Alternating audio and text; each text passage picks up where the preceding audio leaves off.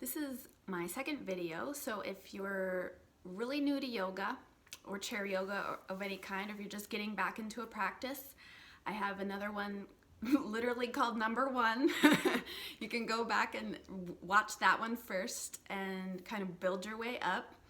But if you're a seasoned practitioner and feel comfortable moving forward with a second one in a series, then you're welcome to stick with me. Anyway, it's Tuesday here, March 9th in Phoenix. Oh, here I have my little buddy coming to say hi again. He always likes to make an appearance in the beginning. This is Lucky. I'm lucky to have him, let's just say. But hopefully he won't bark at any other dogs in the neighborhood walking by. I was gonna say, it's March 9th, and it's just the beginning of spring coming in Phoenix. That's where I live. And it's like when you walk in the neighborhood and you're starting to get the very first little glimmers of the citrus blossoms, which I love. That's one of my favorite smells. I love the desert smells, but I love the citrus blossoms too. So I think probably Phoenix is a good place for me to live. Anyway, I want to start again, like I did the first time, with bringing in our angels and guides, and I like to use the sprays that Amanda Ellis creates that are linked with Archangel Metatron. He's my main guide. And so this one is a beautiful yellow shade. It's called Sunrise New Dawn. So I feel like that's really fitting for just this time of year right now. And also I actually spray this around myself almost every morning if I remember. It's like, you know, this sunny yellow color brings in the energy of sunlight and new beginnings and some, you know, winter or times when we're feeling low or it can be dark and like we feel really stagnant and everything's just kind of waiting for the sun and the little bit of rain to sprout some new sprouts. So this is something that can bring that energy into us. And I like to believe that if you believe it's possible, that if I spray it now, that you can get the energy of it too. So let's go for it. Sunrise, New Dawn, let's bring it out. I envision that a beautiful ray of yellow light comes down on me. And another thing it makes me think of is this is the color of a smiley face emoji. Well, all the emojis really, but it all started with the smiley face. So I like to imagine that I'm like being rained down upon by cute little smiley faces. So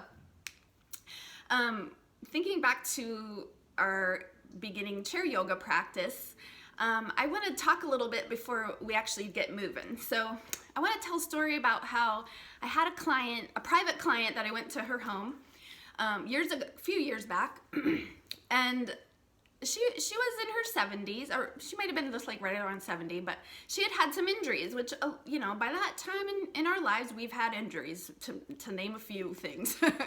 And it's like, if at that point you haven't had any injuries, then you are blessed, right? But she had something going on for a couple years that had, you know, seen various specialists, including physical therapists, and whatever was going on with one of her legs, the pain and the challenge, we'll call it, was being affected by the opposite leg. And her physical therapist said something to her along the lines of, like, it's almost like this leg that hurts you is being overworked because the other leg is basically dead. So she's telling me that story and I'm like, oh. So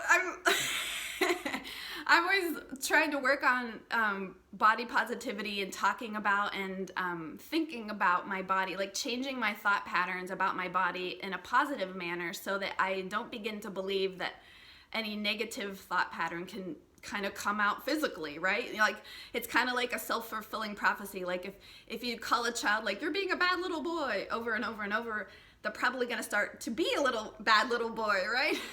So by thinking continually like, oh, this is my dead side, what was going to happen in the future? Possibly. I'm not saying anything definitely would happen, but it's possibility that something could have happened that would cause that side to actually almost be dead or possibly paralyzed for some reason. It's not too far-fetched of an idea, right? So I immediately like, okay, this is what we're going to start working on from the get-go, is thinking about and talking about our body in a little bit more positive manner.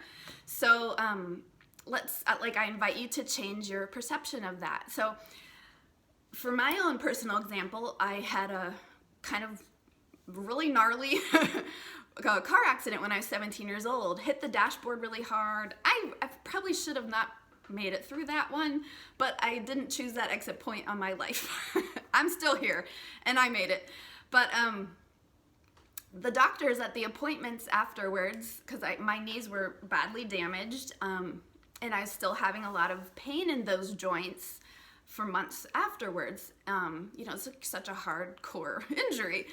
And one of the doctors told me, which by the way, I was maybe like 18 at that point, said to me, "You're gonna probably be in a wheelchair by the time you're 30. And I'm still looking back on that, I get kind of angry out inside when I think about, like, how could somebody with that much, like we put doctors on a pedestal in our society, and how much, if a young impressionable, I was still a child, literally, if a young impressionable child would have taken that to heart and believed that, I'm 43 now, so I would have been in a wheelchair by now, according to that belief. So something in me did not accept that status. And I was like, no way, man, I'm gonna prove you wrong. And I busted my butt in physical therapy, and I started going to all my high school soccer team's practices. I wasn't allowed to play yet. I had to get permission after, fully healing from this accident. But once I was allowed to play, I wore volleyball knee pads on my knees and played to my heart's content. So I was back on the field within 3 months of that, being told that.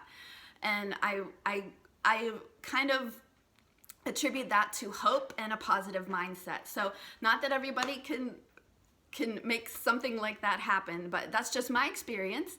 And for my client, who was told her dead side of her body, we really worked on changing the frame of mind around that. Like, maybe instead this is the side that's been a challenge for me, but I'm working on it, and it's changing, and I'm seeing changes and shifts over time. So thinking in that mindset, how would you, for setting an intention for this practice, how would you like to feel as a result of this? Why are you even choosing to listen or take part? And it might be something physical, you might be having some pain in a certain area, or maybe it's more for your mental health and calming yourself and keeping yourself more in tune with your body and your breath and being in the moment.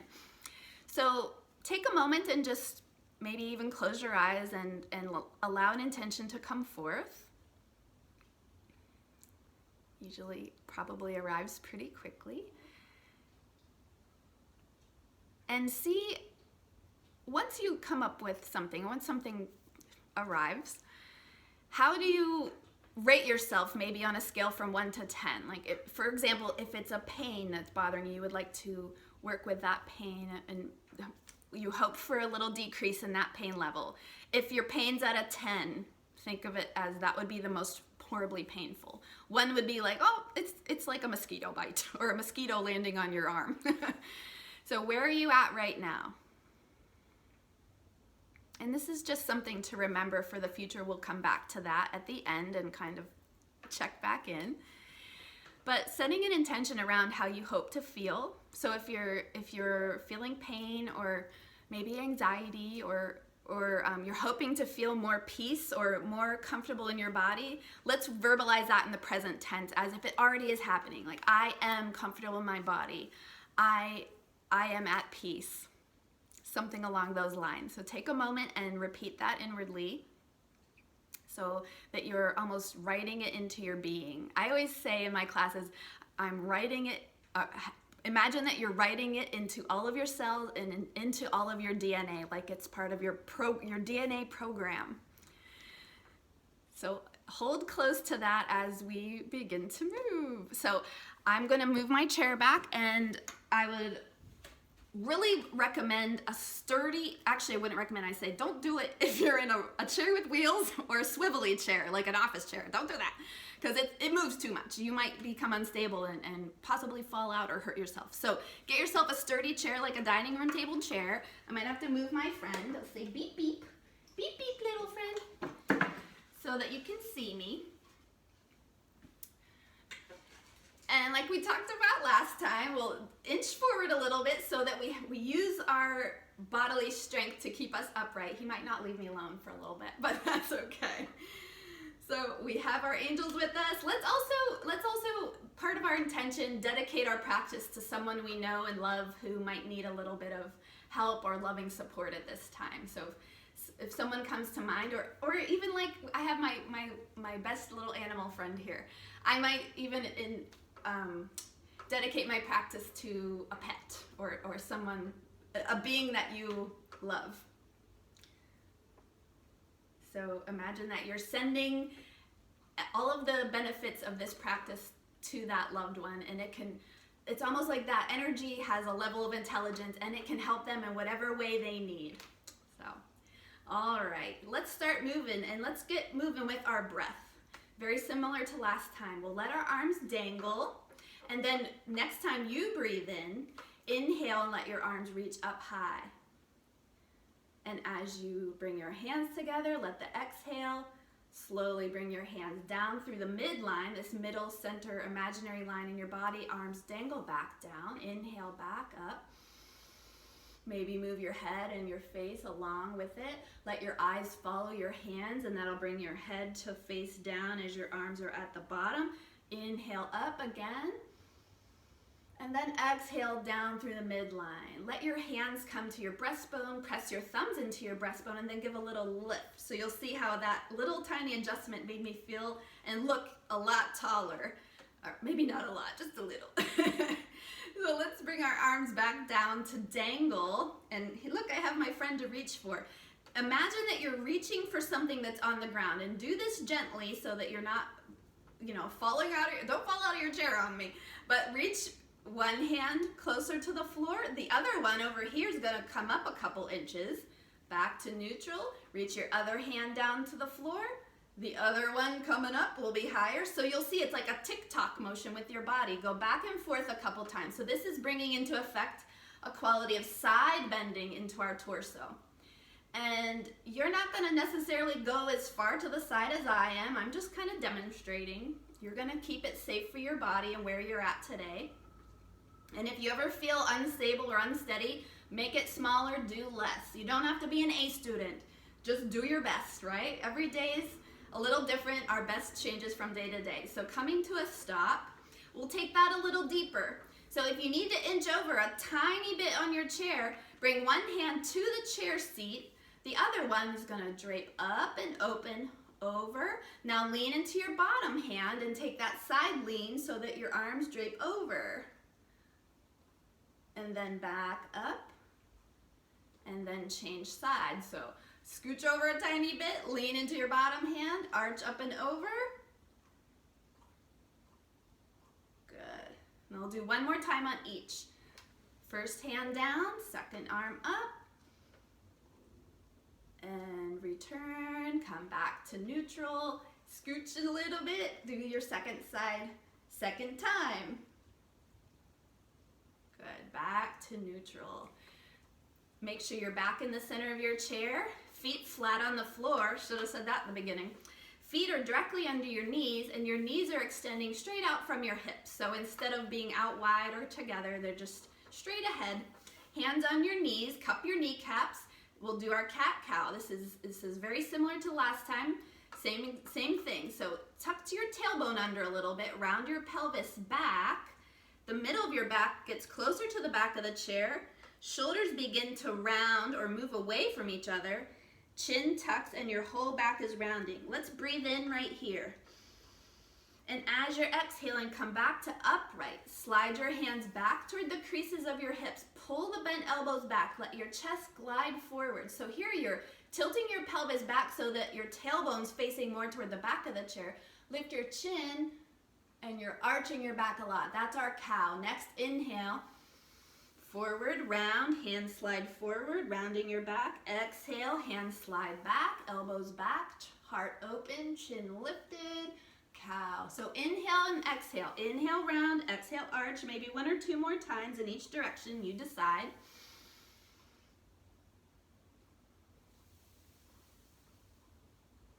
And then we'll all meet back in that upright position. Let's again move toward arms softly dangling. Inhale, the arms sweep up and over to the top. And then as you exhale, bring your hands down to your left leg. One at the knee, one at the hip. So the one at the hip can now grasp the seat of the chair or even the back of the chair. You decide, but let your hand press your knee and your knee press your hand. Let that little bit of pressure, they're counterbalancing each other, so your knee stays still and your hand stays still. They're just engaged with each other. That helps you rotate your chest to the left side. And then you may even turn your chin and look a little bit more over the back shoulder. Hopefully you could hear me as I turn my head. Good.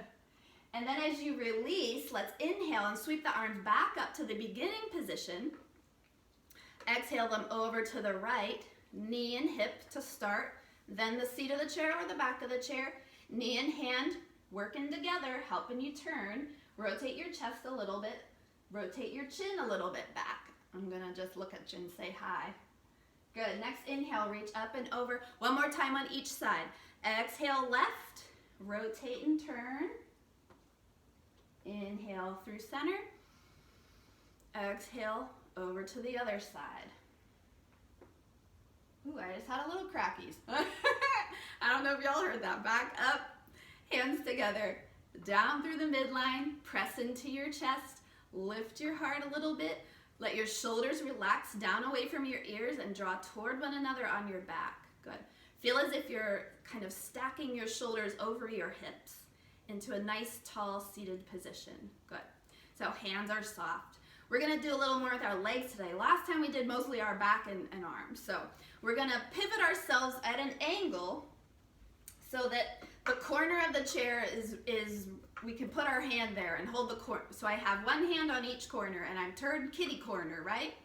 So the back leg's gonna stay right where it is and it's bent, but I'm gonna shimmy a little bit so that I can take this front leg, my toes tucked, I can slide it back a little bit. You know what's funny is there's a lot of dog fur on this carpet and I'm pushing the dog fur and it's slippery. I'm gonna be able to collect some dog fur. But so my knee is pointing toward the ground. That might be too much for you. You might keep it up higher. You're gonna decide, but either way, you're safe and you have enough of your seat on the chair that you are not feeling like you're gonna fall. So then we're gonna look toward the bent front knee. Change your hands so they're both one on each side of that bent front knee, and then look toward that side of the room.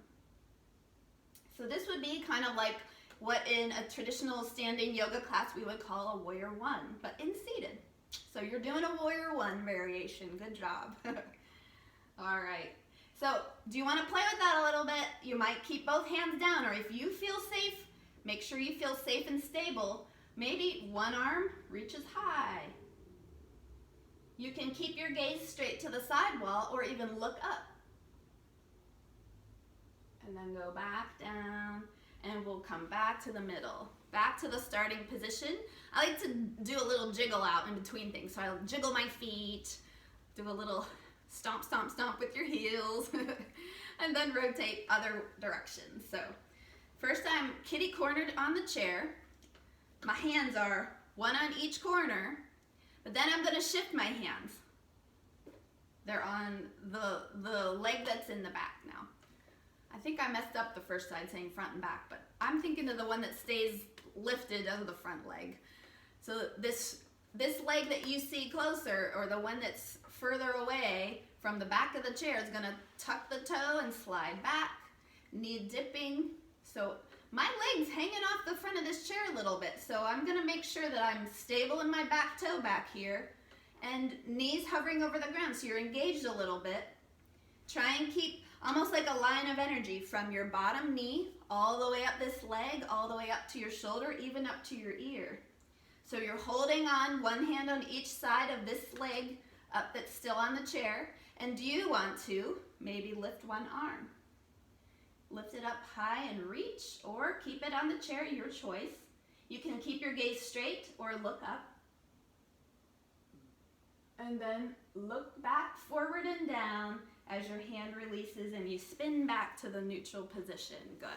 Let's move our legs a little bit in and out, like a little clamshell. So you can see, wait, here, a little easier to see my feet. So I'm not just moving, this is just moving my legs, right? So going side to side on the outer border of the foot will help get a little bit of that action in your ankle joint, so that side to side action. Just something to keep in mind, because we walk on flat floors all the time. Our ankle joints don't get as much of this type of motion as they used to back in the day when we were all walking on cobblestones and stuff. Okay, we're back to upright. Let's inhale up. And as your hands come forward and down to your knees, hinge at your hips, keep your back nice and long. And it's like your nose is coming forward, and maybe your nose is now hovering over your knees or maybe a little bit over your feet. You can look down and check in where your gaze settles. Keep your hands steady on your knees, and tailbone is pointing toward the back of the chair instead of tucking down toward the floor. So you're keeping your back really long. If you want to see a side view from the side, notice how my back stays really lengthened. Instead of, this would be a rounded back. We're going to try and stay away from that and keep the back nice and long and lengthened. That'll help a little bit more into getting some gentle stretch into this back area of your booty and your hamstring and your low back. And whatever depth of a fold you take is really up to you. You can go forward 1 inch, or you can go forward until your belly hits your thighs. It's really up to you, but you're gonna pay attention to what your body needs and wants today. And keep in mind that that's always gonna be different, always gonna be changing. Good. So we were doing this a little bit. Let's try that again, but let your feet come out a little tiny bit, maybe 6 inches. Roll onto the outer borders of your feet. I might need to scooch back for this one. There we go. So the outer borders of the feet are down, touching the ground. And it's like my soles of my feet are facing each other, or maybe even touching. I have shoes on today, so they're not fully touching, but they're facing each other. They're looking at each other. Hands inside the knees. Give it a little gentle pressure open. This is, again, really up to you. And then if you'd like to, only if you feel safe and balanced, I'm going to scoot my feet a little forward before I do it, but you may take a tiny little lean forward. I'm not even going to say a fold or a bend because it's very small. A slight lean forward. Good, and then right back up. Back to upright, feet soft, feet planted nice and firm. And then we'll finish up with a little bit of stillness. So settle back into the feeling of your body, your breath. You may wish to let your eyes close. Feel your feet resting against the floor, and think about how beneath that floor, even if you're on a second story or whatever level of floors you have, beneath that is eventually Mother Earth. So if you can imagine that your feet have little roots planted in them, and these roots extend through your feet, through the floor beneath them, through any subsequent floors and subfloors, the concrete foundation, down to the actual Mother Earth, the dirt. Imagine that it keeps going through all the layers, the strata of the earth, until it reaches the core. Imagine this ball of fire, the core of the earth, that recycles all of the layers slowly and slowly over time. As one layer is recycled through that fire, it's sent back up through the natural processes of, for example, a volcano. And that new earth is sent up through the volcano, and it's reused as a new landmass. So you're tapping into that place of wonderful, beautiful power. It's the transmutative power of the earth. So you have your roots plugged in there, and imagine that you can send down anything that you're wishing to release in this moment. So we're at the beginning of a new stage, a new phase, a new dawn, just like our yellow spray. Springtime, new growth. And sometimes we have to shed a little bit of the old, like prune off the old growth in order to make room for the new. So you're seeing if you're ready to release anything to the wonderful super powerful abilities of Mother Earth to transmute it. Allow her to take it on, whether it's an emotion or perhaps a outdated belief system that you've noticed working in your body. Perhaps it's a way that you've been talking about your body to yourself, like my bad knee or my bad shoulder or I have bad feet. Those are just examples, but you may notice something similar working through your inner talk. If you can imagine those words being sent down to where they're changed. So roots have that power of sending down, but they also draw in. So this wonderful, glorious power of the core of Mother Earth, it's almost as if it has everything that you need to survive. Like every nutrient, every vitamin, every mineral that we need to survive can be provided by Mother Earth. So imagine there's some level of intelligence drawing that power up through those roots. Whatever that you need today, you're drawing into you. It's coming in through your feet, traveling up your body, and going wherever it's needed. If you believe it can happen, it can. Your intention makes it so. And breathe.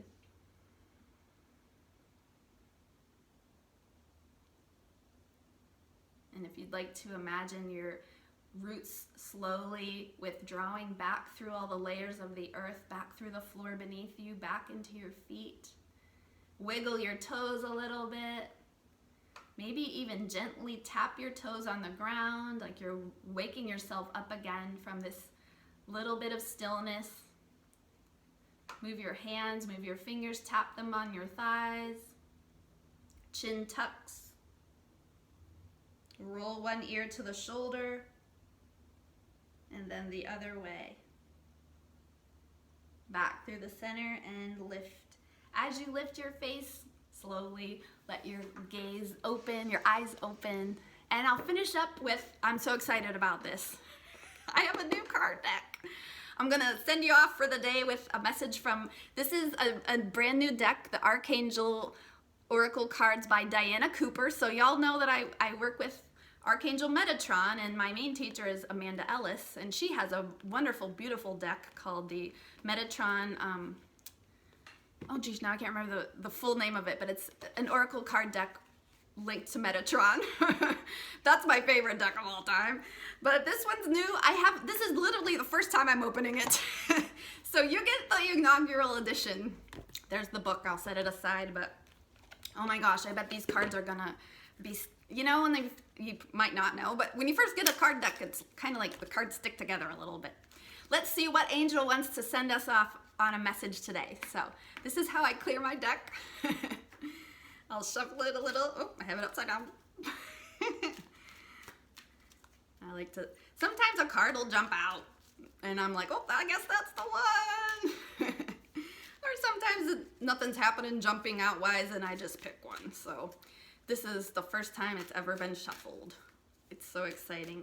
And it got a little bit of the new dawn energy because we sprayed it before. I had them right next to each other this whole time. So I think that's good. What do you think? Archangel Hope. Oh my God, that's so funny.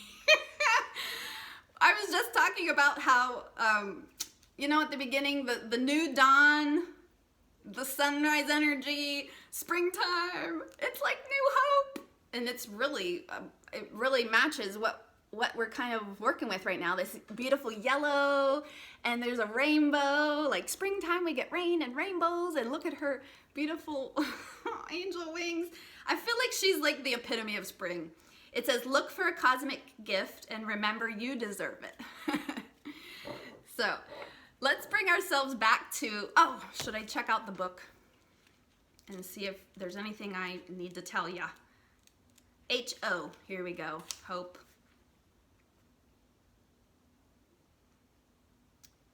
She's always seen in a glorious rainbow light, or glowing rainbow light, so that's pretty cool.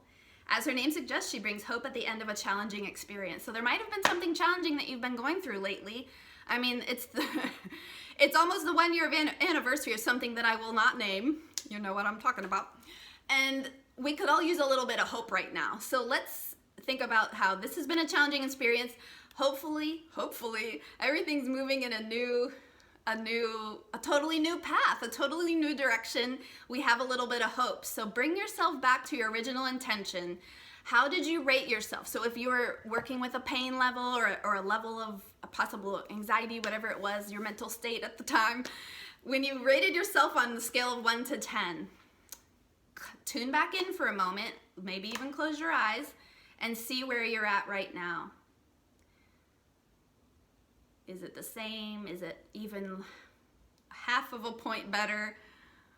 It might even be worse, and that's okay. This is what you're working with today. But even if it's only half a number better, or 1 or 2, whatever it is, if you have any higher number than you originally had, I believe that that gives us a little bit of hope. And each time we do things to help ourselves in a positive way with intention, where we're working on our own betterment in whatever arena, it's helpful to get those little tiny glimmers of hope. So hopefully, again, that little bit of an increase in number, which I hope that you achieved, is a little bit of hope for you to move forward into the rest of your day, or maybe even the week ahead, and you can practice this as many times as you need to. And next time I'll do a little bit more. Okay? Thanks so much. Bye.